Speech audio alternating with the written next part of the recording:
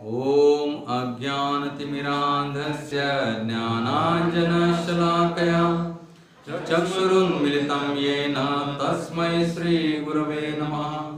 श्रीचैतन्यमनोभीष्टं स्थापितं येन भूतले स्वयं रूपः कदा मह्यं ददाति स्वपदान्तिकं। नमो विष्णुपदाय कृष्णपृष्ठाय भूतले श्रीमते भक्तिवेदांत स्वामी नाम्ने।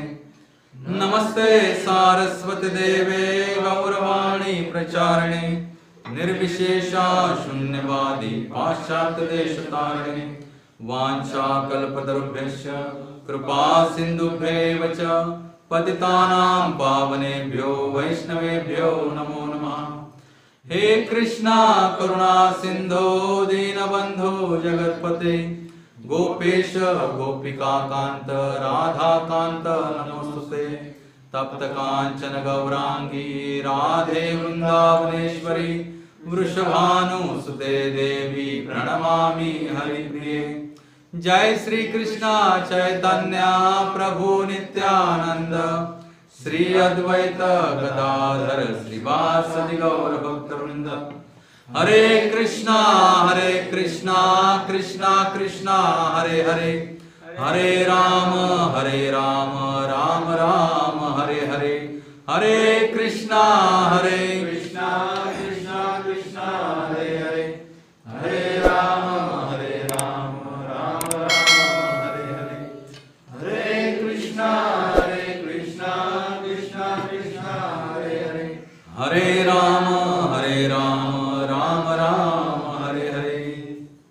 हरे कृष्णा। आपलं सर्वांचं स्वागत आहे आजच्या ह्या सोमवारच्या साप्ताहिक सत्संगामध्ये। इस्कॉन राजापूर रत्नागिरी तर्फे मी आपलं सर्वांचं हार्दिक स्वागत करतो। आज आपण मागचे बरेच सोमवार आपण पाहतोय की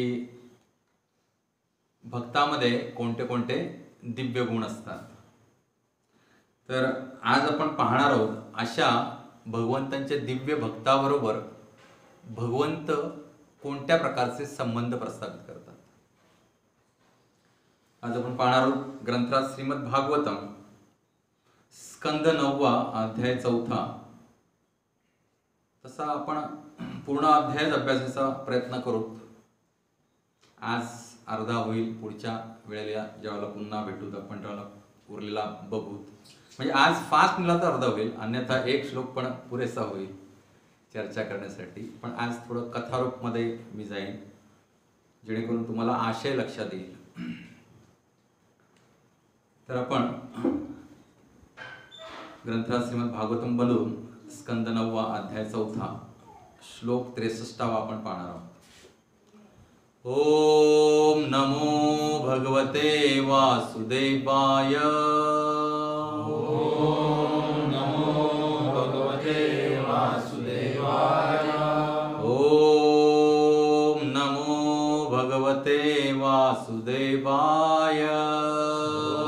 ओम नमो भगवते वासुदेवाय। ओम नमो भगवते वासुदेवाय। ओम नमो भगवते वासुदेवाय। नारायणं नमस्कृत्यं नरं चैव नरोत्तमं देवीं सरस्वतीं व्यासा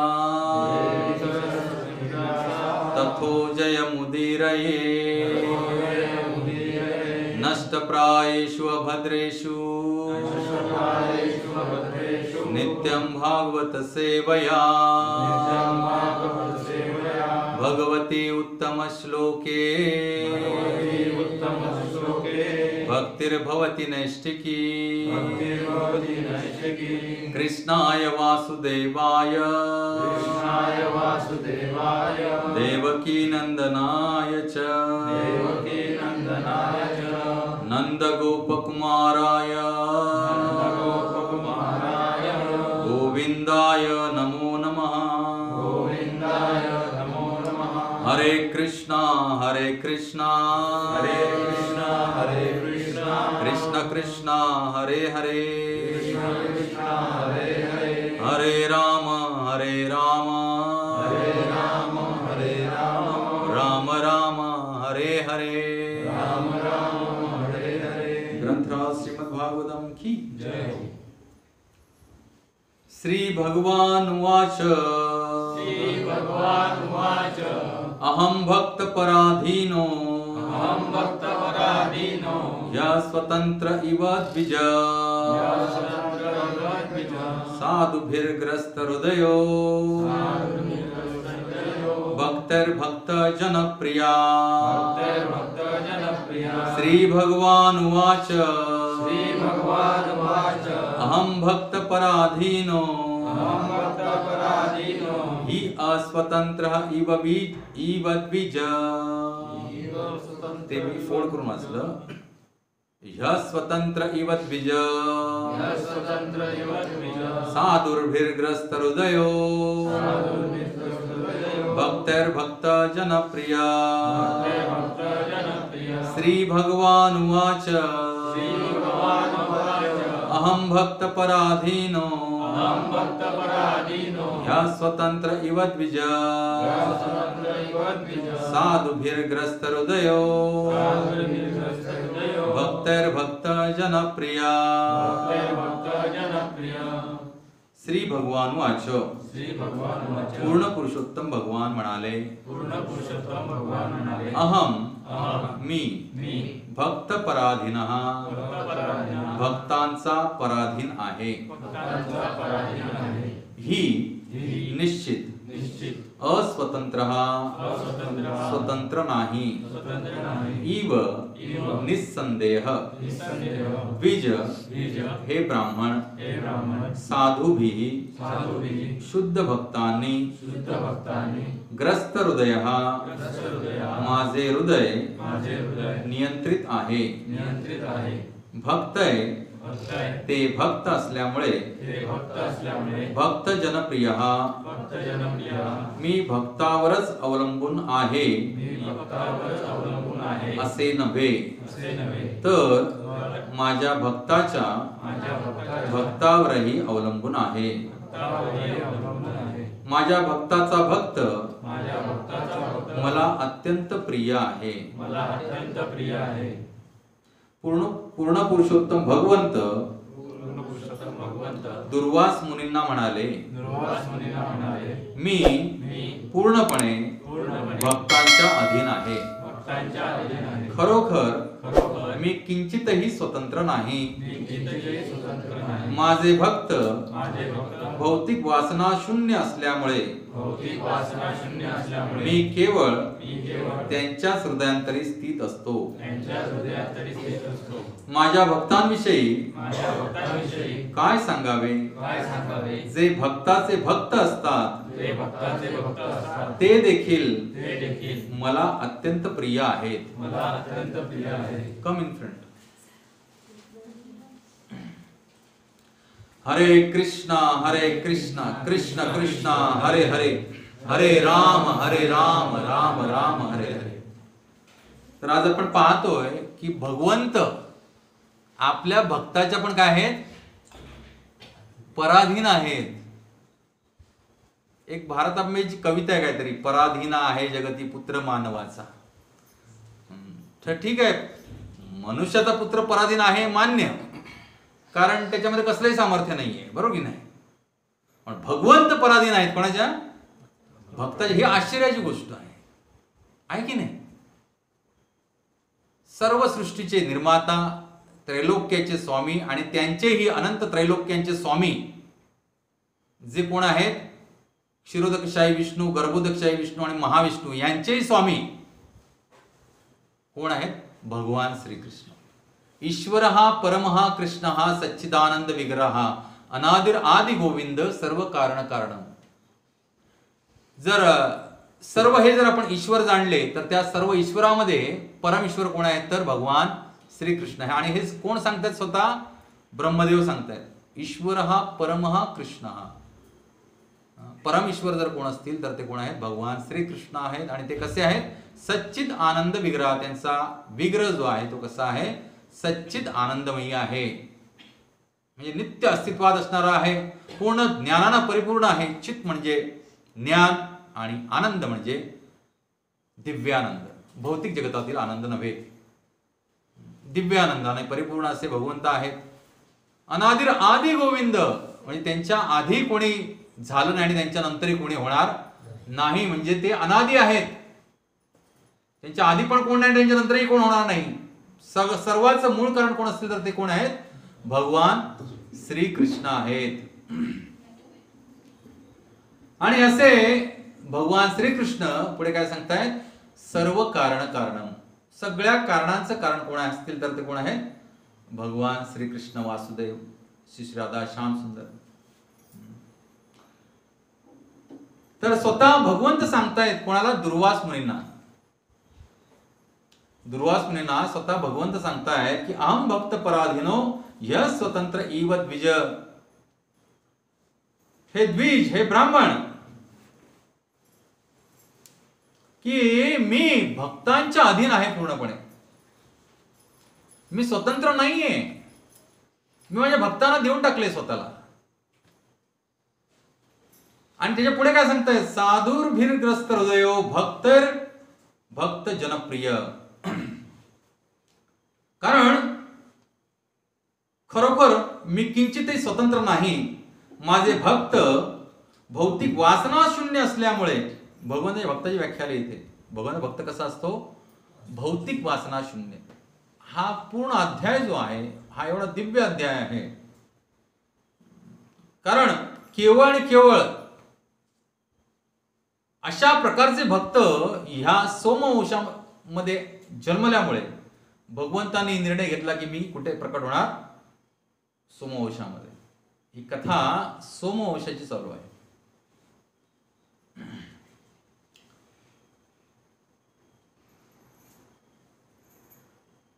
बरं, पुढे काय सांगतायत? भक्त जनप्रिय. नुसतंच नाही, मी भक्तांच्या अधीन आहे असं नाही नुसतंच. भक्त जनप्रिय, की माझ्या भक्तांविषयी तर काय सांगावे, मी त्यांच्या पराधीन तर आहेच. निश्चित मी स्वतःला माझ्या भक्तांना देऊन टाकले. पण नुसतं माझ्या भक्तांचं काय बोलावं? माझ्या भक्तांचे जे भक्त असतात ते देखील मला अत्यंत प्रिय आहेत. काय सांगतात भगवंत? भक्त तर मला प्रिय आहेच, पण माझ्या भक्तांचे जे भक्त आहेत ते सुद्धा मला काय आहेत? अत्यंत प्रिय आहेत. तात्पर्यामध्ये श्रील प्रभुपाद काय सांगतात ते पाहूया आपण आणि पुढे जाऊया. जगद्गुरु श्रील प्रभुपाद की ब्रह्मदेव आणि भगवान शिवांसह ब्रह्मांडातील सर्व थोर व्यक्ती संपूर्णपणे पूर्ण पुरुषोत्तम भगवंतांच्या नियंत्रणाखाली असून भगवंत मात्र आपल्या भक्ताच्या नियंत्रणाखाली असतात. पहा, ही पूर्ण सृष्टी, 33 कोटी देवता, त्यांचे महादेव भगवान शंकर आणि ह्या सृष्टीचे दुय्यम निर्माता ब्रह्मदेव, एवढे सगळे महान विभूती कोणाच्या अधीन आहेत? भगवंतांच्या. भगवंतांच्या नियंत्रणाखाली असून भगवंत मात्र आपल्या भक्ताच्या नियंत्रणाखाली असतात. पटण्यासारखं आहे का? नाही. म्हणून जे अचिंत्य आहेत तेच भगवंत आहेत ना. असे का बरे? कारण भक्त अन्याभिलाषिता शून्य असतो. भक्त काय असतो? अन्याभिलाषिता शून्य. त्याला इतर कोणतीही अभिलाषा म्हणजे आशा आकांक्षा नसते भौतिक. हा भक्तिरसामृत मधील, भक्तिरसामृत सिंधू मधील श्लोक आहे. अन्याभिलाषिता शून्य ज्ञान कर्म ध्यनावृतम अनुकूल्येन कृष्णानुशीलनम भक्तिर उत्तमा. पूर्ण श्लोक असा आहे की अन्याभिलाषिता शून्य ज्ञान कर्म ध्यनावृत, की असा जो भक्त जो असतो तो ज्ञान योग, कर्मयोग, ध्यान योग, हठ योग इत्यादी द्वारे प्राप्त होणारे भौतिक लाभ प्राप्त करण्याच्या मागे नसतो. आजकाल बरंच आपण योगाबद्दल ऐकतो, पण ते योगा थोडा अर्धा जर तुम्ही ऐकलं तर त्याच्या मागचा आपल्याला गर्भितार्थ समजून येतो की ते कशासाठी सांगितलं जातं? To attract people. आणि लोकांना आकृष्ट करण्यासाठी सगळ्यात मोठा मार्ग कोणता आहे? त्यांच्या आरोग्याची हमी द्या. की तुमचं शरीर कसं आमका योग करा, तुमचं शरीर कसं सुदृढ बनेल. कशासाठी सुदृढ बनेल? की तुम्ही पुन्हा एन्जॉय करू शकाल. तुम्हाला डायबिटीस असेल तर डायबिटीस आम्ही 4 दिवसात घालून टाकतो. तुमचा कोलेस्ट्रॉल वाढलेला असेल तर आम्ही 4 दिवसात कोलेस्ट्रॉल घालून टाकतो. गेल्या तुमचं ब्लड टेस्ट करणार आणि 4 दिवसांनी तुम्हाला उपाशी ठेवणार. तुम्हाला केवळ द्रव पदार्थ खायला देणार. ते तिथं जाऊन करायची काय गरज आहे 1000 रुपये फी देऊन? बरोबर की नाही? डेहराडूनला, हरिद्वारला ते तुमच्या घरात पण करू शकता. आम्ही केलं. भीष्मपंचक होतं नोव्हेंबरमध्ये. 5 दिवस नुसतं एक वेळ फळ खाल्ली, डायबिटीस वगैरे सगळं नॉर्मलच होऊन गेलं. कशाला तिकडे जायचं? 1000 म्हणजे फळं लागतात किती दिवसाला? एका माणसाला 2 नाही तर 4. 50 रुपये गेले, 100 रुपये गेले धरा आणि दिवसभर जल प्यायचं. काय पहिल्या दिवशी डायबिटीस कोलेस्ट्रॉल सगळं करायचं, 5 दिवस भीष्मपंचक करायचं, एकदा फलाहार करून 5व्या दिवशी टेस्ट करा, सगळं नॉर्मल. डिटॉक्सिफिकेशन ऑफ बॉडी, त्याच्यासाठी 1000 रुपये खर्च करायची गरज नाही. म्हणून म्हटलंय की ह्या सगळ्या योगांची प्रोसेस जी आहे ती ज्या कारणासाठी आहे ते सांगितलं न जाता कशासाठी सांगितली जाते? How to maintain your body so that you can enjoy your life more and more. आणि त्या मोर अँड मोरला कधीच अंत नसतो, कधीच अंत नसतो. कारण ह्या इंद्रिय भोगाच्या इच्छा ज्या आहेत त्या कोणत्याही स्वरूपामध्ये शमणाऱ्या नाहीत. तुम्ही त्या इंद्रिय भोगाच्या विषयामध्ये जेवढी आहुती द्याल इंद्रिय सुखाची, तेवढा तो वणवा काय होतो? भडकतो. जसं की आगीमध्ये तेल ओतल्यानंतर आग कशी भडकते, तसंच हा इंद्रिय सुखाचा जो वणवा आहे त्याला जेवढे तुम्ही इंद्रिय भोग द्याल, तुम्हाला आत्ता वाटतंय मला काहीतरी चमचमीत खायचं आहे, अहो ते चमचमीत खाऊन बघा, दुसऱ्या क्षणाला वाटतंय की अजून काहीतरी मला चमचमीत पाहिजे होतं. बरोबर की नाही? मग ते पोटामध्ये अल्सर होऊन उलट्या झाल्या तरी चालतील. ते सहन करूच आम्ही. वरती जेलुसिल पिऊत, म्युकेंजेल पिऊत, इंजेक्शन घेऊत, सलाईन लावून घेऊत, पण खायला चमचमीत पाहिजे. चमचमीतचा अर्थ सत्वगुणातलं चमचमीत नाही, तमोगुणातलं चमचमीत, जे अतिशय तिखट असतं, अतिशय झोमणारं असतं. आपल्याला म्हणजे पेय सुद्धा कशी लागतात बघा, ती असं जळजळत गेलं पाहिजे नड्यातनं खाली, नुसतं आग पेटवत गेलं पाहिजे नड्याखाली, मग ते पेय आपल्याला आवडतं. पण कोणी सांगितलं हे ग्लासभर दूध घ्या, नाही, आम्ही दूध पित नाही. दूध काय प्यायचं पेय आहे होय? आम्हाला झिंक पाहिजे, थिंक पाहिजे, फिश पाहिजे. तर अशा प्रकारचं ज्ञान, कर्म आणि योगा काही कामाचे नाहीत. त्यामुळे ह्याच्यापासून निवृत्त होऊन, अशा प्रकारच्या मार्गापासून निवृत्त होऊन अन्याभिलाषिताशून्य, ज्याला इतर कोणती कामना नाही, भगवंतांना प्रसन्न करण्याखेरीज इतर कोणती कामना नाही, असा जीवात्मा, असा सुदुर्लभ जीवात्मा म्हणजे भगवंतांचा भक्त. आणि असा जीवात्मा जो असतो त्याच्या अधीन भगवंत होऊन जातात. का बरं होऊ नये? सर्वस्वाचा त्याग केलाय त्यानं. कोणासाठी? केवळ आणि केवळ भगवंतांसाठी. खरं तर सर्वस्व तो कमावतोय, बरोबर की नाही? आपल्या स्वतःच्या घरी जाण्यासाठी आपण अहोरात्र मेहनत करतो. जे परदेशी आहेत, आता सरांची मुलं ऑस्ट्रेलियामध्ये आहेत, त्यांना भरपूर मेहनत करावी लागते पैसे कमवण्यासाठी. स्पेशली भारतात यायचं असेल तर हजारो डॉलर्स रुपये खर्च करावे लागतात. ते कमवण्यासाठी त्यांना भरपूर मेहनत करावी लागते. बरं, हे का करतो आपण? आपल्या स्वगृही परत जाण्यासाठी. आपली इच्छा असते, भले काहीतरी अशी जीवनामध्ये परिस्थिती निर्माण झाली की आपण आपल्या घराच्या बाहेर फेकलो गेलो, पण हृदयातून आपलं घर जातं का? जसे की आमचे लोकेश प्रभूजी राजस्थानवरून इकडे आले जॉब करण्यासाठी.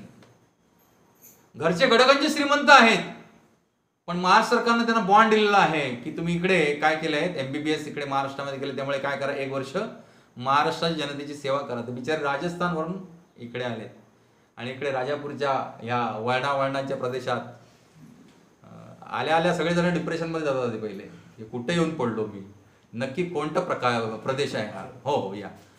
हरे कृष्णा कृष्णा कृष्णा हरे हरे, हरे राम राम राम हरे हरे. तर असं का बरं की भगवंत मात्र आपल्या भक्ताच्या नियंत्रणाखाली असतात? कारण भक्त अन्याभिलाषिता शून्य असतो, अर्थात त्याच्या हृदयात भौतिक वासना नसतात. कोणत्याही भौतिक वासना नसतात. की कसं चांगलं खाऊ, कसं चांगलं पिऊ, कसं चांगलं स्पर्शसुख अनुभवू, कसं चांगलं म्युझिक ऐकू, कसं डोळ्यांनी असं इंद्रिय काम वासना वाढेल असं पाहू, कसं नाकानं सुगंधित वास घेऊ, जिभेनं कसं चमचमीत रसायनं ग्रहण करू, ह्याची इच्छा भक्ताला कधीच नसते. अर्थात त्याच्या हृदयात भौतिक वासना नसतात. पूर्ण पुरुषोत्तम भगवंतांचे सतत चिंतन कसे होईल आणि त्यांची सर्वोत्तम रीतीने सेवा कशी करता येईल हीच एकमेव इच्छा त्याच्या मनात असते. किती सुंदर भाव आहे बघा भक्ताचा. काय भाव आहे भक्ताचा? किंबहुना असला पाहिजे की पूर्ण पुरुषोत्तम भगवंतांचे सतत चिंतन कसे होईल, कंटिन्युअस 24/7 चिंतन कसं होईल मला भगवान श्रीहरींचं, श्रीकृष्णांचं, ह्याच्याच विचारात तो असतो आणि त्याची सर्वोत्तम रीतीने सेवा कशी करता येईल हीच एकमेव इच्छा त्याच्या मनात असते. भक्तांच्या अशा योग्यतेमुळे भगवंत आपल्या भक्तांविषयी अत्यंत अनुकूल असतात आणि म्हणूनच भगवंत आपल्या अशा भक्तांवरती फार आकृष्ट असतात. सदैव त्यांच्या भक्तांसाठी ते अनुकूल असतात. भगवंत केवळ भक्तांविषयीच नव्हे तर भक्तांच्या भक्तांविषयी सुद्धा अनुकूल असतात. तर भगवंताकडे जाण्याचा मार्गच मुळात हा आहे की भगवंतांच्या भक्तांचा काय दास होण्याची आपल्याला संधी प्राप्त व्हावी. हीच प्रार्थना आपण नेहमी केली पाहिजे. कारण असे भक्तांचे भक्त सुद्धा भगवंतांना काय आहेत? अतिशय प्रिय आहेत. श्रील नरोत्तम दास ठाकूर म्हणतात, छाडिया वैष्णव सेवा निस्तार पाये छेवे छेकेबा. काय म्हणतात श्री नरोत्तम दास ठाकूर? कालच आपण त्यांचं थोडासा हलकासा जीवन परिचय पाहिला की कसा त्यांचा दिव्य भक्तिभाव होता आणि गुरूंप्रती किती त्यांचं काय होतं, त्यांचा सेवाभाव गुरूंप्रती किती अफाट होता.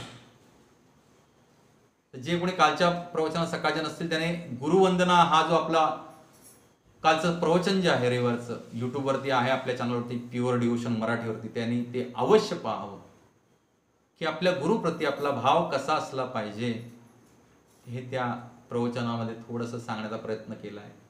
हृदयाच्या तळापासून जे इथं होते त्याने तो अनुभवला. तर तुम्ही ॲटलिस्ट ते काय करा, पहा आणि श्रवण करा.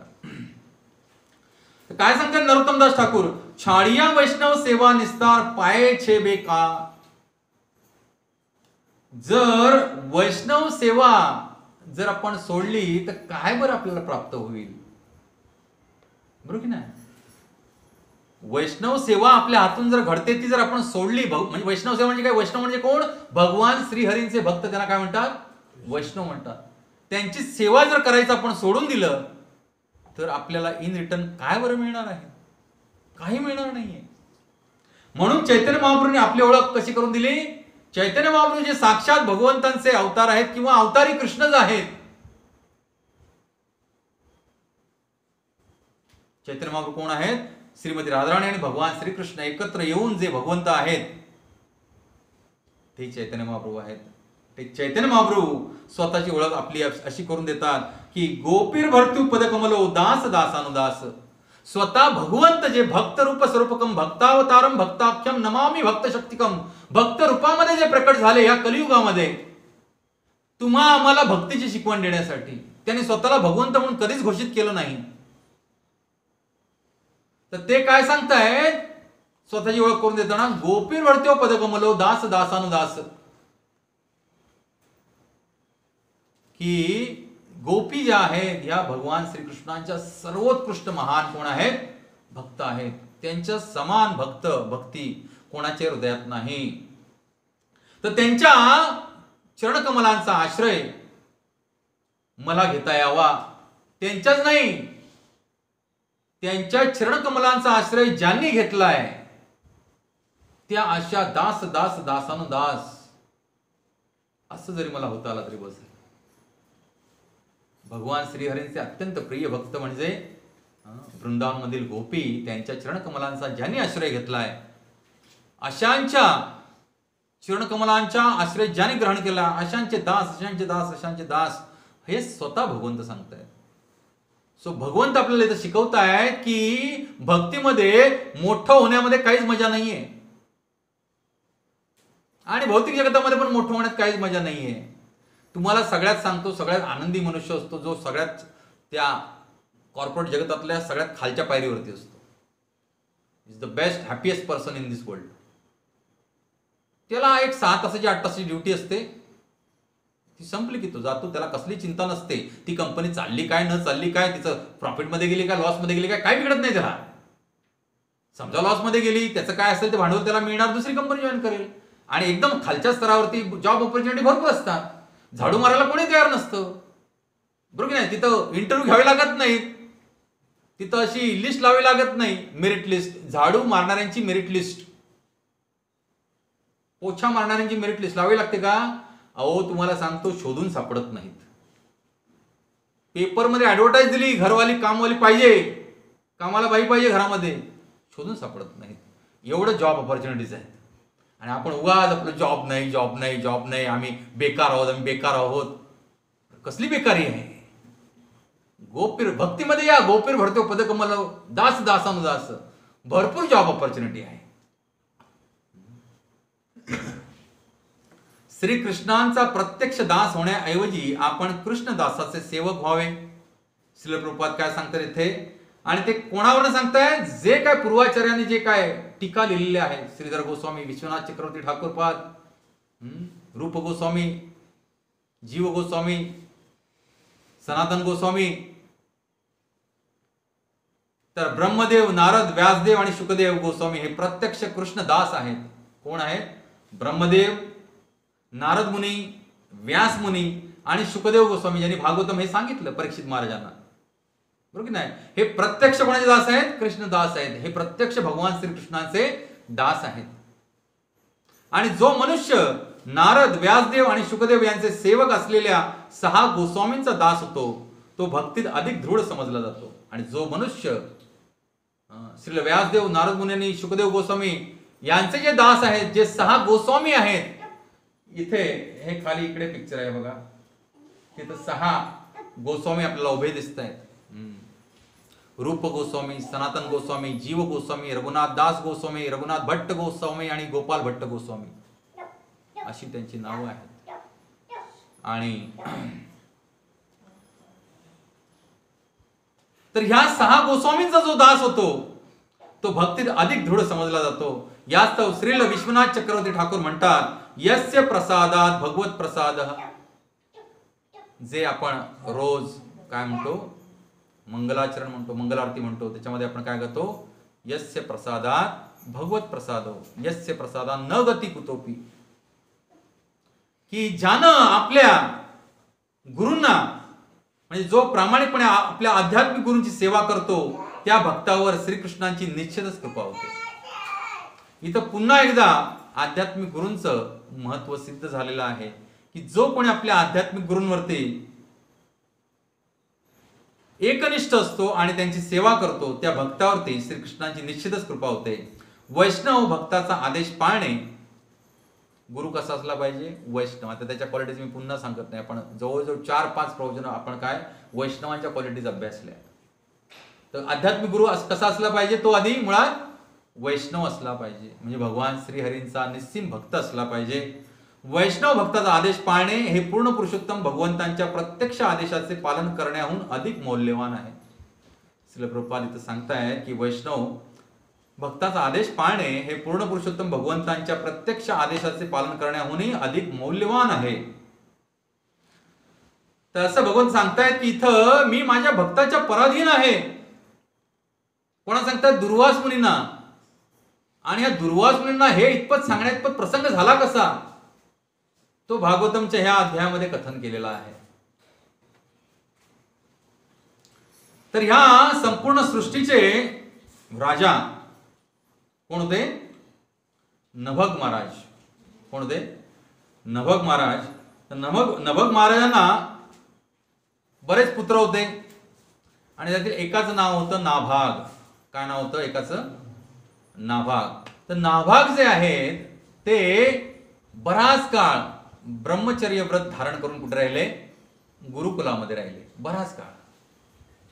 म्हणजे लग्नाचं वय झालं तरी ते पुन्हा स्वगृही परतले नाहीत. त्यामुळे त्यांचे उरलेले जे बंधू होते त्यांनी हे आपल्या पित्याचं जे वारसा हक्कानं मिळणारं प्रॉपर्टी होती ती सगळी स्वतःमध्ये वाटून घेतली. काय केलं म्हणजे पूर्ण सृष्टी पृथ्वी वाटून घेतली. पूर्ण सप्तद्वीपाचे राजे होते, वाटून घेतली.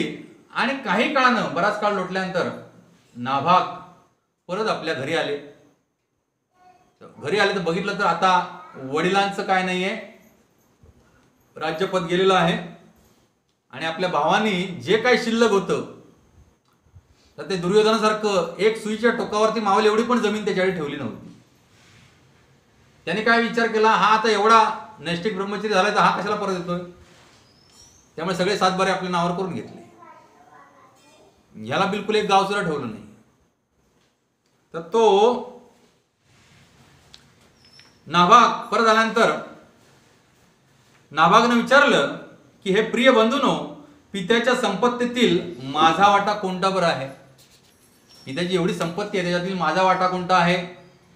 तर त्याचे वडील बंधू म्हणतायत, आपले पिता हाच तुझा वाटा आहे.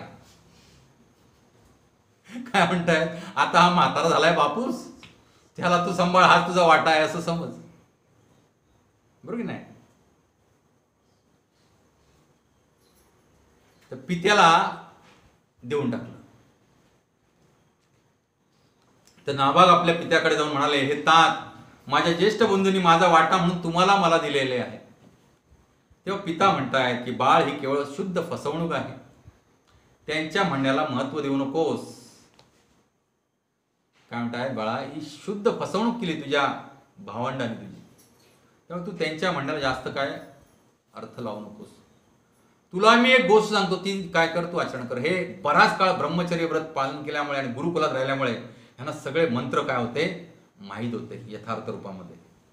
तर ते म्हणाले की तू काय कर, इथून जवळच अंगिरा मुनींचे वंशज काय करतायत, एक मोठा यज्ञ करतायत स्वर्गप्राप्तीसाठी. कशासाठी, स्वर्गप्राप्तीसाठी. परंतु त्यांचा असा प्रॉब्लेम आहे की यज्ञ चालू केल्यानंतर दर 6व्या दिवशी ते संभ्रमावस्थेमध्ये सापडतात आणि पुढचे मंत्र काय बोलायचे त्यांना आठवत नाही. त्यामुळे तू काय कर, तू जाऊन तिथे केवळ 2 मंत्र बोल. ते ज्या दिवशी संभ्रमावस्थेत जातील आणि चूक करतील यज्ञ करताना, त्यावेळेला जाऊन काय कर, तू तिथे केवळ जाऊन 2 मंत्र बोल, तुझं काम होऊन जाईल. मग नाभागचे पिता म्हणतायत की तू त्या महात्म्यांकडे जाऊन वैश्वदेवांची म्हणजे भगवान पूर्ण पुरुषोत्तम भगवान श्रीकृष्णांची 2 सुक्ते त्यांना सांग. या महर्षींचे यज्ञ सत्र समाप्त झाल्यावर ते जेव्हा स्वर्गलोकी प्रयाण करतील तेव्हा यज्ञात मिळालेल्या संपत्तीचा शेष भाग ते तुला देतील. पूर्वी जे यज्ञ चालायचे त्याच्यामध्ये अलोट संपत्ती लागायची. अहो भांडी सगळी सोन्याची असायची. लक्षात, मोठमोठे तंबू उभारले जायचे, आपण विचारच करू शकत नाही अशी रत्न हिरे माणकानी ते यज्ञवेदी सजवली जायची. इव्हन महाभारतामध्ये पण उल्लेख आढळतो की जेव्हा युधिष्ठिर महाराजांना मोठा यज्ञ करायचा होता त्याला धन नव्हतं, त्यावेळेला भगवान श्रीकृष्णाने सांगितलं अमुक अमुक ठिकाणी जा आणि तिथे यज्ञाचा अवशिष्ट भाग म्हणून काय धन पडलेलं आहे ते उचलून घेऊन ये. तर तसंच नाभागचे पिताजी काय सांगतायत की तू त्या यज्ञामध्ये जा आणि त्यांचा यज्ञ तुझ्या कृपेने संपन्न होईल आणि त्याचं फळ म्हणून ते कुठे जातील, स्वर्ग लोकात जातील आणि तेव्हा यज्ञात मिळालेल्या संपत्तीचा शेष भाग ते तुला देतील. जे काय यज्ञामध्ये संपत्ती शिल्लक राहील ती सगळी संपत्ती काय करतील, ते तुला देतील. आणि नाभागने पित्याच्या आज्ञेचे तंतोतंत पालन केले आणि अंगिराच्या वंशातील ऋषींनी आपली सर्व संपत्ती त्याला दिली आणि ते स्वर्गलोकात गेले. आता इथे भगवान शंकरांची एंट्री होते. शिवजी खडे आहे. तर नाभाग आता ही सगळी संपत्ती गोळा करीत असताना कोणीतरी एक काळाभोर पुरुष उत्तर दिशेने तिथे यज्ञस्थळी आला.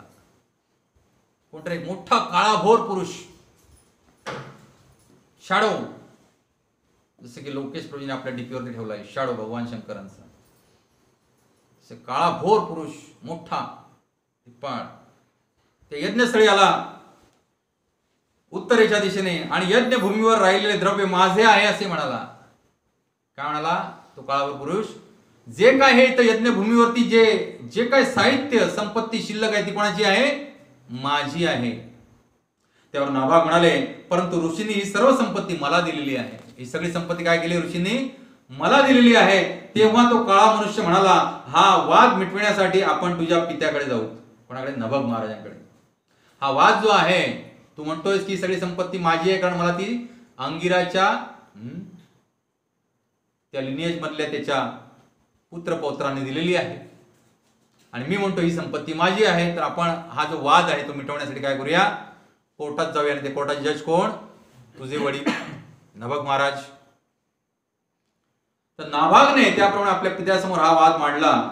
तर नाभागचे पिताजी म्हणाले की दक्ष यज्ञामध्ये ऋषींनी ठरवल्याप्रमाणे यज्ञभूमीत जी काही धनसंपत्ती शेष राहते, तुम्हाला माहिती आहे दक्ष प्रजापतीने मोठा यज्ञ केला होता आणि त्याच्यात भगवान शंकरांना आमंत्रण दिलं नव्हतं. आणि आमंत्रण न देता भगवान शंकरांची पत्नी आणि दक्षाची कन्या सती हट्टानं तिथे गेली आणि तिचा घोर अपमान झाला. कारण तिथे कुठेच त्यांनी यज्ञ हविष्ठामध्ये भगवान शंकरांचा भाग काढला नव्हता. त्यामुळे ती क्रोधायमान झाली आणि तिने श्राप दिला आपल्या पित्याला. आणि यज्ञकुंडामध्ये तिने काय केली? स्वतःच्या जीवाची आहुती दिली. भगवान शंकर सांगत होते तिला, जाऊ नकोस, भले तुझं माहेर असलं तरी जिथं प्रेमपूर्वक आमंत्रण नाही तिथं निश्चित जायचं नसतं. तरी पण ही म्हणाली, नाही माझं माहेर आहे ते, मी जाणार. आणि स्त्रिया हट्टी असतात आणि तो हट्ट तिला भोला, एवढा भोला. त्याची कथा खूप सुंदर आहे पण खूप मोठी आहे.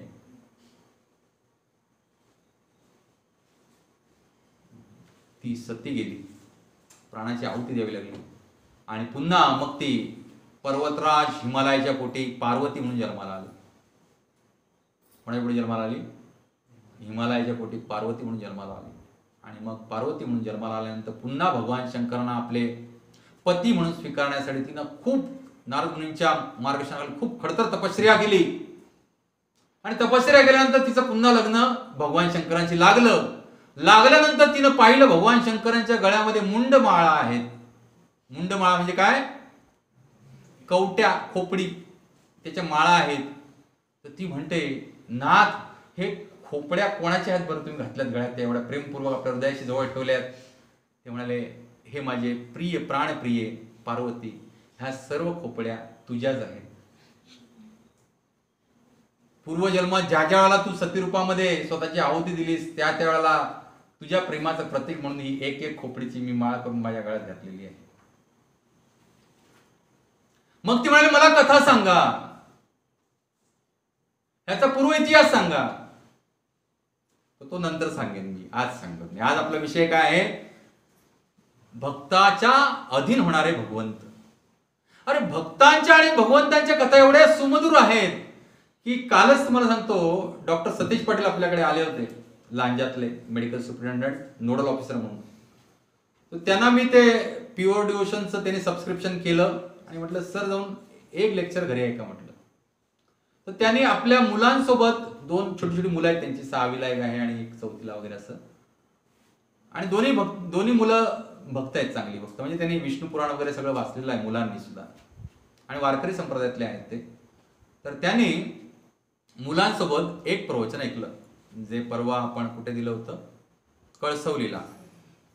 मामुपेत्य पुनर्जन्म दुःखालयम अशाश्वतम. हे जगत कसं दुःखाने केवळ भरलेलं आहे आणि ह्या जगामध्ये सुखी होण्याचा प्रयत्न करणं म्हणजे काय आहे? काय आहे? दगडावरती डोकं आपण रक्त काढण्यासारखं आहे. ह्या जगतामध्ये इंद्रिय भोगाच्या रूपाने सुखी होण्याचा प्रयत्न करणं म्हणजे स्वतःच डोकं दगडावरती आपण रक्त काढण्यासारखं आहे. ते म्हणाले, प्रवचन मी पूर्ण ऐकलं सर. आणि ते प्रवचन ऐकल्यानंतर त्यांनी एक कमेंट टाकलं की मला असं वाटत होतं की हे एंडलेस का नाही? भगवंतांच्या भक्तीमध्ये एवढा आनंद आहे, श्रवणामध्ये, कीर्तनामध्ये, सेवेमध्ये, एंडलेस का नाही? का बरं होऊ शकणार नाही एंडलेस? जस्ट आवर थिंकिंग. आपली जी विचारसरणी आहे ती आपण जर थोडीशी अनुकूल केली कशी केली? अन्याभिलाषता शून्य. आणि जर भगवंतांना आपण शरण गेलो तर सहज शक्य आहे. हा नित्य आनंद जो आहे, हा नित्य आनंद आपल्या जीवनामध्ये आपण अनुभवू शकतो जर आपण भगवंतांचं शरण स्वीकारलं. जसे की भगवान शंकर सांगतायत सतीला की मागच्या जन्मामध्ये तू सती होतीस आणि जवळजवळ मी 80,000 वर्ष तुझ्यावरती नाराज झालो होतो, कारण तू प्रभू श्री रामचंद्रांच्या चरणी अपराध केला होतास, म्हणून मी तुझ्याशी मौनव्रत धारण केलं होतं आणि मी 80,000 वर्ष तपश्चर्या केली. आणि 80,000 वर्ष तपश्चर्या केल्यानंतर तू माझी प्राणपणानं सेवा केलीस. सेवा केली नाहीस असं नाही. आणि त्या सेवेवर प्रसन्न होऊन मी तुला कथा सांगण्यासाठी तुला समोर बसवलं. एरवी नेहमी पार्वती किंवा सती देवींचं स्थान कुठे असतं? भगवान श्री शंकर महादेवांच्या डाव्या मांडीवर बसतात. पण ह्यावेळेला अपराध केल्यामुळे, भगवंतांच्या चरणी अपराध केल्यामुळे कुठे बसवलं? खूप दिव्य कथा आहेत, खूप दिव्य कथा आहेत, एवढ्या सुमधुर कथा आहेत तुम्हाला सांगतो. त्या श्रवण करताना अंगावरती रोमांच उभे राहतात. कुठे बसवलं? भगवंतांचे, त्यांचे भगवान शंकरांचे आराध्य कोण आहेत? भगवान श्रीराम, श्रीकृष्ण. त्यांच्या चरणी अपराध केल्यामुळे स्वतःची प्रिय पत्नी, तिला 80,000 वर्ष तर मौनव्रतच धारण केलं, ध्यानच लावून बसले. श्रीराम जय राम जय जय राम. भगवान शंकर नेहमी राम नामाचा जप करतात.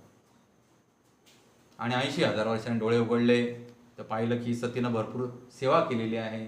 चला तिला थोडीशी कृपा करूया. वैष्णव कृपा करतात म्हणजे काय करतात? वैष्णवांची कृपा ही कथेद्वारे असते. वैष्णव कृपा करतात म्हणजे काय करतात? भगवंतांच्या सुंदर सुंदर नामरूप गुणलीलांच्या कथा आपल्याला काय करतात? ऐकवतात. हीच कृपा असते त्यांची. कारण भगवंत ह्या सगळ्या नामरूप गुणलीलामध्ये ठासून भरलेले आहेत. भगवंत दुसरीकडे कुठेही नाही आहेत. तुम्ही कुठेही जावा, कुठच्या मंदिरात जावा, वैकुंठात जावा, द्वारकेत जावा, आणखी कुठे जावा, भगवंत सापडणार नाहीत. भगवंत कुठे सापडतात? जिथे भगवंतांच्या शुद्ध भक्तांमध्ये त्यांची सुंदर कथा कीर्तन होतात, तिथंच भगवंत सापडतात. हे स्वतः भगवंतांनी घोषित केलंय. नाहम वासामी वैकुंठे योगिनाम हृदयेषु वा मद भक्त यत्र गायंती तत्र तिष्ठामि नारद. नारद मुनींना सांगतात, हे नारदा, मी तुला कुठे सापडणार? तो माझा ऍड्रेस लिहून घे. कुठे सापडेल? नाहम वासामी वैकुंठे. तू वैकुंठात गेलास म्हणजे मी तुला तिथं भेटेन असं नाहीये, कारण मी वैकुंठात वासच करत नाही. योगिनाम हृदयेषु वा, जे योगी, हटयोगी, मगाशी जसं मी सांगितल्याप्रमाणे अनादि काळापासून लाखो वर्षापासून माझ्या रूपावरती ध्यान लावून बसलेत, पण त्यांच्या हृदयात सुद्धा मी नाही सापडणार. मग कुठे वर सापडणार? मद भक्त यत्र गायंती. माझे विशुद्ध हृदयाचे भक्त जिथं एकत्रित येऊन काय करतील? माझं कथा कीर्तन करतील, माझ्या नाम रूप गुणलीलांचं काय करतील? गुणगान करतील. अशा ठिकाणी तत्र तिष्ठामि नारद, तिथे माझा वास असतो. आणि म्हणूनच सत्संगाला फार महत्व आहे. भगवंत दुसरीकडे कुठेही भेटणार नाहीत. तुम्ही जावा, बघा, खूप सुंदर मोठं मंदिर आहे, तुम्ही जाल, दर्शन घ्याल, काहीतरी पुजारी थोडासा प्रसाद घेईल आणि बाहेर निघून याल. पण भगवंतांची महती जर तिथं सांगितली गेली नाही तर त्या दर्शनाचा लाभ जो आहे तो होणार आहे का? नाही होणार आहे. बस आपल्याला एक काय म्हणता येईल, टुरिझम, स्पिरिच्युअल टुरिझम होईल, आध्यात्मिक सहल, तेवढंच होईल ते, बाकी काय होणार नाही. यात्रा आणि आध्यात्मिक सहल ह्याच्यामध्ये फरक आहे. यात्रा जी असते ती आपल्या गुरूंबरोबर शिष्य जे आहेत ते एकत्र रूपानं जातात आणि मग गुरु त्यांना त्या त्या धामामध्ये घेऊन गेल्यानंतर त्या त्या धामाचं धाम वैशिष्ट्य, त्या तीर्थाचं स्थान वैशिष्ट्य, तीर्थक्षेत्र, दोन गोष्टी असतात. भगवंतांच्या धामामध्ये नेहमी काय असतं? तीर्थ असतं. जसं की आपलं पंढरपूर आहे, तर काय आहे? तीर्थक्षेत्र आहे, ते चंद्रभागा आहे, साक्षात गंगा, आणि मग क्षेत्र आहे. तीर्थ विठ्ठल, क्षेत्र विठ्ठल, तीर्थ विठ्ठल, तीर्थ विठ्ठल, क्षेत्र विठ्ठल, देव विठ्ठल, देव पूजा विठ्ठल, तीर्थ विठ्ठल, क्षेत्र विठ्ठल. तर भगवंत धाम हे काय असतं? तीर्थक्षेत्र असतं. तर त्या दक्षाच्या यज्ञावरून ही कथा आली पुढे. तर नाभाग मुनी म्हणतायत, नाभाग आपल्या पित्याजवळ गेले आणि पित्याला विचारले की पिताश्री असं असं एक मोठा काळा भोर पुरुष आलेला आहे आणि तो म्हणतोय की हे सगळं यज्ञाचं अवशिष्ट माझं आहे आणि त्यानं तुमच्याकडे पाठवलंय पृष्ठा करण्यासाठी, काय करायचं नक्की, तुम्ही मार्गदर्शन करा. तर नाभाग चे पिताश्री म्हणताय की हे नाभाग, दक्ष यज्ञात ऋषींनी ठरविल्याप्रमाणे यज्ञभूमीत जी काही धनसंपत्ती शेष राहते, दक्ष यज्ञात सर्व मुनींनी काय ठरवलं, सगळ्या ऋषींनी, की यज्ञ संपन्न झाल्यानंतर जे काय अवशिष्ट संपत्ती शिल्लक राहते, बघा तुम्ही मोठा यज्ञ करता त्याला बरंच काही शिल्लक राहतं ना नंतर. इस्पेशली आजकालची बरीचशी मंडळ ट्रस्टच्या नावाखाली खूप काय करतात, पैसा गोळा करतात वर्गणीच्या नावाखाली लोकांकडून. महाभयानक पाप आहे मला सांगतो. हे गुरु महाराजच्या मुखात ऐकलंय मी. हे गोळा करतात वर्गणीच्या रूपाने, लाखो करोड रुपये गोळा करतात आणि त्याच्यातले काही हजार रुपये खर्च करतात आणि उरलेले लाखो रुपये स्वतःमध्ये वाटून घेतात आणि त्याचा जुगार खेळतात. इस्पेशली मुंबईमध्ये गणपती मंडळांच्या मागे हेच चालतं. आजकाल चालतं की मला माहित नाही, पण मी 25-30 वर्षापूर्वी मुंबईत होतो, त्यावेळेला दरवेळेला जायचो आमच्या काकांच्या घरी अंधेरीला, तिथं बघायचो. तिथं समोर भगवान ते गणपतीचं मोठा आरास असायची, देखावे असायचे आणि मागच्या साईडला अशी मोठी एक केबिन असायची ज्याला चारी बाजूने ताडपत्र्या मारलेल्या असायच्या. एकच आतमध्ये एंट्रीला छोटस होल असायचा आणि तिथं जाऊन बघायचो 12 वाजता रात्री, कारण जेजेवर यायचो ट्रेन वगैरे उशीर व्हायचा, तर तिथं मस्तपैकी जुगार चाललेला असायचा. त्याच्या जस्ट एक मध्ये कर्टन मागे, आणि मागे कोण बसले, ह्यांचे आराध्य गजानन. काय कसली मंडळ आहे ही, आणि हा कसला भक्तिभाव देणार आहेत लोकांना. म्हणून सांगतो, जर भगवंतांना जाणायचं असेल तर भगवंतांच्या भक्तांचा दास बनण्याचा प्रयत्न करा. त्यातच भगवंत भेटतील. आणि तुम्ही म्हणाल नाही आम्ही अमुक लाख रुपये देणगी दिली. अरे तुम्ही देणगी दिलीत, त्या देणगीचं काय झालं तुम्हाला माहिती आहे का? ते तमोगुणी दान ठरलं. ते तमोगुणामध्ये दिलेलं दान, आणि ते तमोगुणी दानाचं फळ त्यानं जे भोगलंय त्याचं फळ तुम्हाला पण भोगावं लागणार आहे, कारण त्याला ते पाप कार्य करण्यामध्ये तुम्ही सहकार्य करताय. त्यामुळे दान सुद्धा सत्वगुणी असलं पाहिजे. भगवान श्रीहरींच्या प्रचारार्थ, भगवान श्रीहरींची मंदिर उभारण्यासाठी, भगवान श्रीहरींच्या वैष्णवांची सेवा करण्यासाठी जे दान दिलं जातं ते सत्वगुणाच्या पण वरती दान आहे. भगवद्गीतेच्या 17व्या अध्यायात सांगितलेलं आहे. सत्वगुणी दान, रजोगुणी दान, तमोगुणी दान आणि दिव्य रूपातलं दान. भगवान विष्णू प्रित्यर्थ जे काय दान केलं जातं ते दान जे आहे या तिन्ही गुणांच्या पलीकडे आहे. कारण भगवंत निर्गुण आहेत, म्हणजे या 3 गुणांच्या पलीकडे. निर्गुण म्हणजे काय? भगवंत या भौतिक 3 गुणांच्या पलीकडे आहेत, सत्वगुण, रजगुण आणि तमोगुण. तर पिताश्री सांगतायत, दक्ष यज्ञात ऋषीने ठरवल्याप्रमाणे यज्ञभूमीत जी काही धनसंपत्ती शेष राहते ती सर्व भगवान शिवांची असते. कोणाची असते? आता मंडळानं समजा 1 करोड रुपये जमवले आणि त्याच्यातले 99 लाख रुपये शिल्लक राहिले, तर ती संपत्ती कोणाची आहे? भगवान शंकरांची आहे. त्यामुळे यज्ञभूमीत शेष राहिलेल्या द्रव्याचे स्वामी भगवान शिव हेच आहेत. याप्रमाणे पित्याचे वचन ऐकून नाभागने भगवान शिवांना वंदन केले आणि तो म्हणाला, हे ईश, हे भगवंता, यज्ञभूमीतील सर्व संपत्ती तुमची आहे असे माझ्या पित्याचे मत आहे. हरे कृष्णा. मी तुम्हाला नम्र प्रणाम करतो की कृपया माझ्यावरती प्रसन्न व्हा. माझ्या वडिलांनी काय न्याय दिला आहे? ही सगळी संपत्ती कोणाची आहे? भगवान शंकरांची, म्हणजे तुमचीच आहे. त्यामुळे मी सगळी संपत्ती तुम्हाला काय करतो, तुम्हाला दान काय करणार, त्याची थोडीच आहे दान करायला. दान काय कशाचं केलं जातं? आपल्याकडे आहे त्याचं दान केलं जातं. ती त्यांचीच आहे, ती तुमचे स्वाधीन घ्या. तर मग भगवान शंकर पुढे म्हणतायत, तुझ्या पित्याचे वचन सत्य आहे आणि तूही सत्यवचनी आहेस. दुसराचं काय म्हणलं असतं? एवढी अगणित संपत्ती मिळाली आणि हा कोण काळाभोर पुरुष, मी याला कसाच युद्धामध्ये हरू शकेन, बरोबर की नाही? एकटा आलाय. काय आलाय? एकटा आलाय. माझ्याकडे एवढी ब्रह्मचर्याचं काय आहे, तेज आहे. एक चुप करून श्राप दिला की याचं भस्म होईल म्हणू शकला असं नाभाग, संपत्तीच्या हव्यासापोटी. पण तसं नाही केलं त्यांनी. त्यामुळे भगवान शंकर म्हणतात, तू ही सत्यवचनी आहेस, तू वेद मंत्रांचा अर्थ जाणणार आहेस, कारण तू अनेक वर्ष काय केलेस, ब्रह्मचर्य फॉलो केले, आपल्या गुरुकुलामध्ये आपल्या गुरूंच्या आश्रयाखाली राहिला आहेस. त्यामुळे तू पण काय आहेस, सत्यवचनी आहेस. त्यामुळे मी आता तुला सनातन ब्रह्मतत्वाचे ज्ञान प्रदान करतो. ज्यावेळेला देवी देवता आपल्या भक्तिमय सेवेच्या आचरणानं प्रसन्न होतात, तेव्हा ते सुद्धा आपल्याला आपल्या भक्तिमय सेवेमध्ये अजून आपण दृढ कसं होऊ याचं ज्ञान प्रदान करतात. जो व्यक्ती भगवान श्रीकृष्णांच्या श्रीविष्णूंच्या सेवेमध्ये लागलाय त्याला कोणती देवी देवता आडकाठी करत नाही, हे जाणून घ्या. कारण सगळ्या देवी देवता हे भगवान श्री विष्णूंचेच दास आहेत, म्हणून त्यांचं नाव वैष्णव आहे. सगळ्या देवी देवता कोण आहेत? सेवक आहेत भगवान श्रीहरींचे. त्यांना फक्त वेगवेगळी डिपार्टमेंट्स दिलेली आहेत. जसं की भगवान शंकरांना डिपार्टमेंट हेड केलंय कशाचं? डिस्ट्रक्शन. कशाचं?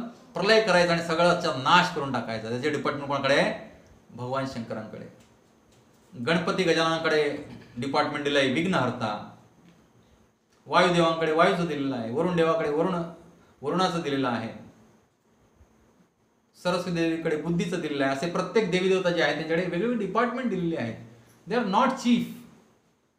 एकलो ईश्वर कृष्ण आरसव भृत्य शास्त्र सांगतायत. परमेश्वर कोण आहेत? ब्रह्मदेव मग सांगितले आपण पाहिलं. पुन्हा इथं काय येतो श्लोक? एकलो ईश्वर कृष्ण आरसव भृत्य. भृत्य म्हणजे सेवक.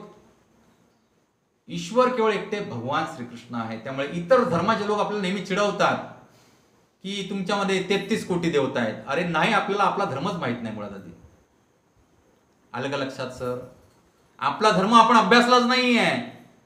कोणत्याही धर्मामध्ये एकलो ईश्वर कृष्णच आहे. आरसव भृत्य. आपल्याही धर्मामध्ये केवळ एकमेव, there is one God. Others are demi gods. त्याला देवता म्हणतात, देवी देवता. भगवंत एकटेच आहे. इव्हन भागवतम मध्ये वर्णन आलंय. व्यास मुनी, नारद मुनी पूर्ण भगवंतांच्या सगळ्या अवतारांचं वर्णन करतात. देवी देवता तर लांबच राहिल्या. भगवंतांच्या स्वरूप अवतारांचं वर्णन करतात. विष्णू तत्वाचं वर्णन करतात आणि ते सगळे अवतार सांगतात. दशावतार सांगतात, इतर अनेक अवतार सांगतात विष्णूंचे. आणि सरते शेवटी मग एक श्लोक लिहितात, जे आतापर्यंत तुला मी सगळे सांगितले जे अवतार, ते येते चांस कला पुंसा कृष्णस्तु भगवान स्वयं. आतापर्यंत जेवढे काही मी विष्णू तत्वाचे अवतार सांगितले ते केवळ आणि केवळ अंश मात्र आहेत. कोणाचे? च अंश आणि कला. कला म्हणजे भाग. चंद्र कसा कलेनं भागाभागानं वाढतो म्हणतो. येते चांस कला पुंसा कृष्णस्तु भगवान स्वयं. भगवान श्रीकृष्ण हे परिपूर्ण पूर्ण पुरुषोत्तम भगवंत आहेत. आणि हे आतापर्यंत तुला जे अवतार सांगितले त्यांचे विष्णू तत्वाचे, हे केवळ आणि केवळ त्यांचे केवळ काय आहेत? अंश आणि कला मात्र आहेत. हे जाणलं पाहिजे. आणि हे जाणण्यासाठी आपल्याला प्रमाणित आणि प्रामाणिक गुरु शिष्य परंपरेमध्ये श्रवण करण्याची गरज आहे. कारण हे नॉलेज जे आहे ते तथाकथित पुरोगामी जे काय मागची 70-80 वर्ष आपण राज्य भोगतोय त्यांनी सगळं हे काय केलं? आपल्या पाठ्यपुस्तकातनं जाहीररित्या काढून टाकलं आणि आपल्याला सगळ्यांना, इस्पेशली हिंदू धर्मीयांना नास्तिक बनवून टाकलं.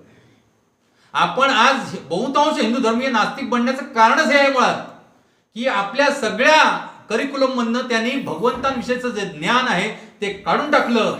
परंतु आपापल्या धर्मामध्ये मात्र हे धर्माचं ज्ञान सदैव मिळेल कशी ह्याची तरतूद पण करून ठेवली ह्या सरकारनं, जे मागची 60-65 वर्ष राज्य करत होते भारत देशावरती. जसं की मुस्लिमांची पॅरलल शिक्षण संस्था आहे, मदरसे चालवतात आणि त्या मदरशामध्ये सगळं त्यांच्या धर्माचं कुराणाचं ज्ञान दिलं जातं. माझा काही आक्षेप नाहीये त्याच्यावरती किंवा असूही नये. प्रत्येकानं आपल्या धर्माचं शिक्षण घ्यावं. पण हिंदूंच्याच राष्ट्रामध्ये जे पृथ्वीच्या पूर्ण पृथ्वीवरती एकमेव राष्ट्र आहे हिंदूंचं, आणि त्याच राष्ट्रामध्ये हिंदूंना हिंदूंच्या धर्माविषयी ज्ञान घेणं हे कायद्यानं बंधनकारक आहे. आय थिंक 140 कलम आहे काहीतरी त्याच्यावरती. ख्रिश्चन लोक मिशनरी चालवत आहेत आणि आपण हिंदू इंग्लिश मिडियमच्या नावाखाली मूर्ख बनतोय. इथं माझ्यासमोर एक डॉक्टर आहे, डॉक्टर अदिती. त्या मिशनरी स्कूलमध्ये शिकल्यात. त्यांना भगवंत काय आणि भगवद्गीता काय काही माहित नव्हतं आतापर्यंत. मागचे 4 महिने संघ घेतात तिथपासून त्यांना थोडंफार कळायला लागलंय. ही आपल्या हिंदूंच्या मुलांची अवस्था आहे. पूर्ण पांगडी करून टाकली बुद्धी नास्तिकवादी. आणि आपला मोठेपणा वाटतो. माझं पोरग माझा पोरगी मस्त टाय बी घालून बूट बीट घालून तो फर्स्ट क्लास ड्रेस घालून त्याला न्यायला व्हॅन येते, व्हॅन जाते, आपल्याला ते सोसायटीमध्ये क्रेडिट वाटतं. अरे कसलं क्रेडिट आहे? तुम्ही त्यांचा धर्म भ्रष्ट करताय. ना ते धड हिंदू राहणार आहेत ना ख्रिश्चन बनणार आहेत. त्यांची अवस्था त्रिशंकू सारखी होईल. ना घरका ना घाटका धोबी का कुत्ता. बरोबर आहे की नाही?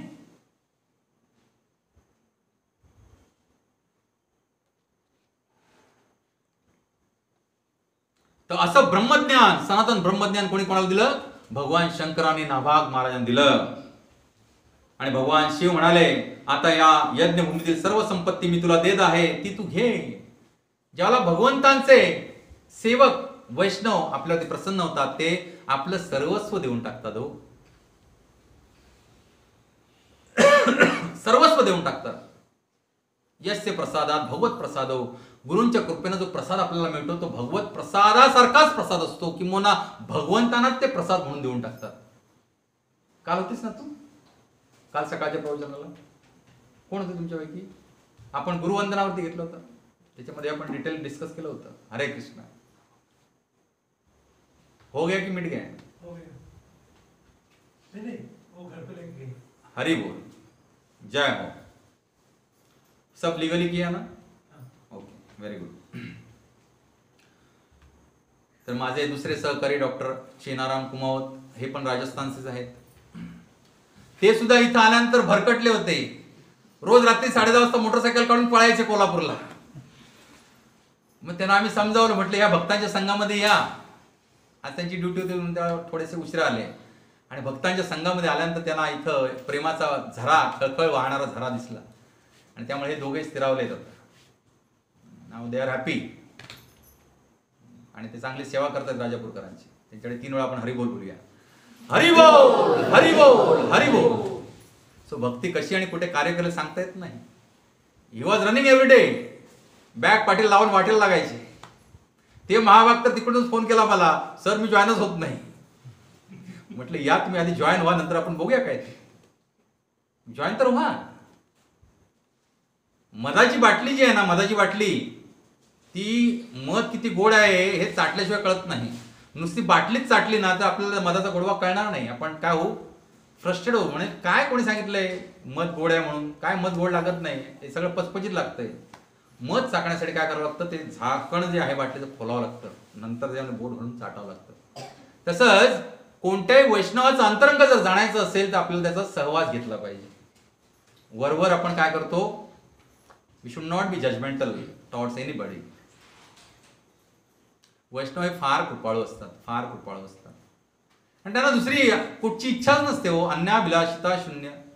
केवळ आणि केवळ भगवंतांचं भगवत वचन इतरांकडे कशी पोचती करावी आणि इतरांच्या हृदयामध्ये भक्तिभाव कसा जागृत करावा, हा केवळ एकच ध्यास त्यांना असतो. त्यामुळे ही निस्वार्थ सेवेचा झरा त्यांनी घेतलेला असतो, पत्करलेला असतो. आणि त्या भावनाच ते सेवा करत असतात. आणि म्हणून असे वैष्णव भगवंतांना अतिशय प्रिय आहेत. जसं की नाभाग महाराजांनी प्रसन्न होऊन भगवान शंकरांनी सगळी प्रॉपर्टी देऊन टाकली. आणि एवढे सांगून धर्मवत्सल भगवान शिव अंतर्धान पावले. तर जो मनुष्य इथं शुकदेव गोस्वामी महाराज ह्या ही जी कथा छोटीशी तुम्ही आता अनुभवली, श्रवण केली, त्याचं फळ सांगतायत. काय सांगतायत? जो मनुष्य सकाळ संध्याकाळ या आख्यानाचे मनपूर्वक श्रवण, कीर्तन अथवा स्मरण करेल तो विद्वान, मंत्रज्ञ आणि आत्मज्ञानी होईल. आशीर्वाद देत आहेत भगवान शंकर. ते जो कोणी हे जे आख्यान जे आहे आता मी सांगितलं तुम्हाला भागवत पुराणामधलं, जो कोणी सकाळ संध्याकाळ ह्याचं स्मरण करेल, श्रवण करेल, कथन करेल. स्मरण करणं तर शक्य आहे ना, सगळ्यांना समजली गोष्ट, कथा समजली आताची. नभग महाराज, त्यांचे पुत्र नाभाग, आणि मग भगवान शंकर, अंगिरा मुनींचे पूर्वज, आपले सगळे उत्तराधिकारी, त्यांनी केलेला यज्ञ, आणि त्या यज्ञामध्ये नाभाग महाराजांनी जाऊन केलेली मदत, आणि त्यामुळे त्यांनी प्रसन्न होऊन सगळं यज्ञाचा अवशेष कोणाला देऊन टाकले? नाभाग महाराजांनी. तिथे मग भगवान शंकर आले आणि मग धर्मतत्वांवरती तिथे चर्चा झाली. ही जी कथा जो कोणी श्रवण करेल, स्मरण करेल, तो निश्चित काय होईल? विद्वान होईल, मंत्रज्ञ होईल आणि आत्मज्ञानी होईल. पुढे सांगतायत, नाभाग महाराजांपासून कोणाचा जन्म झाला? अंबरीश महाराजांचा. कोणाचा जन्म झाला? अंबरीश महाराज, की जे भगवंतांचे पूर्ण, मला वाटतं भागवतम मध्ये असं एकमेव उदाहरण आहे की अंबरीश महाराजांसारखा भक्त नाही. आहेत भक्त भरपूर, पण अंबरीश महाराजांसारखा भक्त नाही. आणि म्हणूनच त्या कुळामध्ये, यदुवंशामध्ये भगवान श्रीकृष्ण प्रकट झाले. तर अशी सुंदर अशी अंबरीश महाराजांची कथा आता इथून सुरू होते पुढे. तर अंबरीश महाराज हे महान भगवत भक्त होते आणि त्यांची योग्यता फार मोठी होती. ब्राह्मणांचा शाप कधी व्यर्थ जात नसतो. किती योग्यता होती अंबरीश महाराजांची की ब्राह्मण जे श्राप देतात तो कधीच व्यर्थ जात नाही. परंतु असा शाप लागूनही अंबरीशांना त्या शापाने स्पर्श पण केला नाही. एवढे महान होते अंबरीश महाराज. एवढे महान भक्त होते भगवंतांचे की ब्राह्मणांचा श्राप कधीच व्यर्थ जात नाही. इवन परीक्षित महाराज 12 महाजनामध्ये गणलं जातं. कोणाला? परीक्षित महाराजांना. महाभागवत जे 12 महाजन आहेत भगवंतांचे, जे पूर्णपणे ब्रह्मज्ञानामध्ये काय आहेत? रथ आहेत, जे भगवंतांना यथार्थ रूपामध्ये जाणतात, अशामध्ये परीक्षित महाराजांना गणलं जातं. पण या परीक्षित महाराजांना सुद्धा ब्राह्मण कुमाराचा श्राप भोवला आणि तक्षक नाग त्यांना 7व्या दिवशी येऊन डसला आणि त्यांना हा देह त्याग करून जावं लागलं. गेले भगवत धामात निश्चित, पण श्राप मिटू शकले का? नाही. आणि तो श्राप दिला म्हणून कृपा झाली त्या ब्राह्मण कुमाराची. म्हणून आज आपण भागवतम श्रवण करतो, बरोबर की नाही? त्याने जर श्राप दिला नसता तर परीक्षित महाराजांनी राजवैभवाचा त्याग केला नसता आणि जाऊन गंगा किनारी बसले नसते व्रतस्थ होऊन, आणि ना शुकदेव गोस्वामी आले असते आणि ना भागवत कथा झाली असती. आणि ती भागवत कथा झाली म्हणून आज आपण इथं बसून हे भागवत श्रवण करतोय. तो राजस्थान के बहुत सारे भक्त लोगों की इच्छा है कि हिंदी में कथा की जाए, जरूर की जाएगी. आपने आज जो भी 6-7 लोग वो ग्रुप में भेजे, जिन्होंने यूट्यूब पे कमेंट भेजे, बोल रहे कि हमारे लिए हिंदी में कथा की जाए, अवश्य की जाएगी.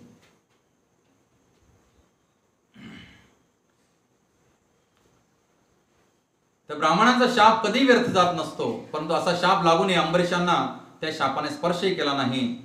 श्री परीक्षित महाराज म्हणाले, हे भगवन. आता परीक्षित महाराज सांगतायत कोणाला? आपल्या गुरूंना काय म्हणतायत? ते भगवन म्हणतायत. शुकदेव गोस्वामींना काय म्हणतायत? भगवन म्हणतायत. आणि माझे गुरु महाराजही प्रभुपादांना त्यांच्या गुरु महाराजांना काय म्हणायचे? भगवन म्हणायचे.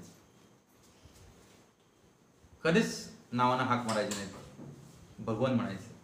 असे परीक्षित महाराज म्हणतायत, हे भगवन, अंबरीश महाराज श्रेष्ठ राजर्षी होते, धैर्यवान होते, विद्वान होते. हरिबोल.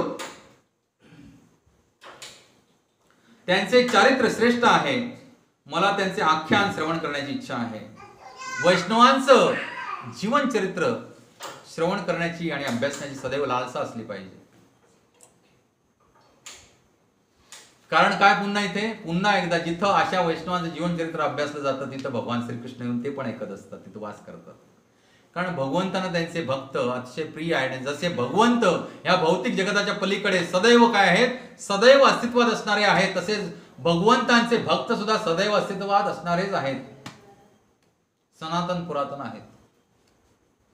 त्यामुळे भगवंतांशी निगडीत असलेली प्रत्येक गोष्ट ही अलौकिक आहे, या लोकातली नाहीये. इथल्या लोकातली प्रत्येक गोष्ट कालांतराने काय होते? त्याची निर्मिती होते, मग वृद्धी होते, मग स्थिती राहते, मग क्षय होतो आणि मग नाश पावते.